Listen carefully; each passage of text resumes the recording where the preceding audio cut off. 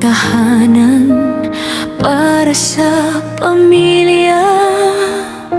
Bitbit ang pangarap at dasal sa may kapal. Kahit masakit, kailangan magpaalam. Sa bawat yapak, palayo sa mga anak. Puso niyang wasak, ngunit kailangang maging matatag. Tinitiis ang lungkot at pangungulila, makapagbigay lamang ng magandang buhay nila.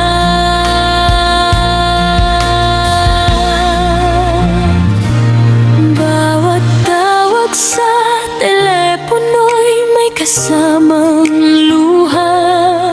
Pinipilit ngumiti kahit siya'y nangungulila. Pagod man ang puso't katawan sa trabaho, pagmamahal sa anak di kailanman maglalaho. Isang ina na nagsapalaran sa ibang bansa, isinakripisyo ang sariling ligaya. Makamtan lang ang magandang kinabukasan ng mga anak na siyang dahilan. Kahit malayo, di nagbabago. Pag-ibig ng ina'y wagas at totoo.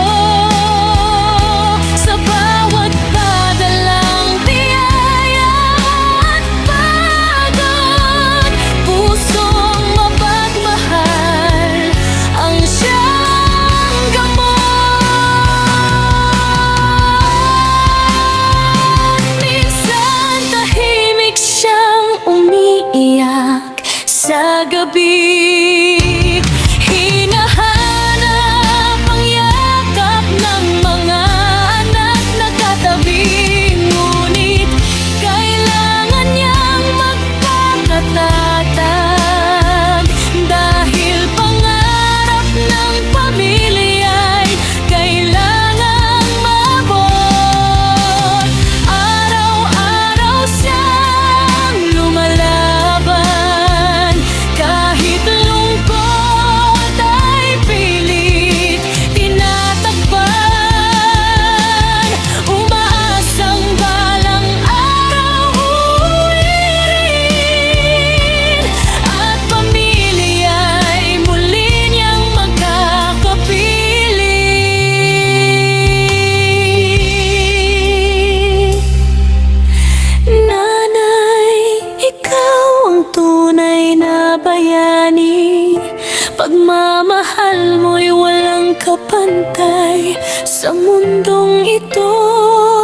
Lahat ng sakripisyo at luha mong lihim, habang buhay naming pahahalagahan at mamahalin.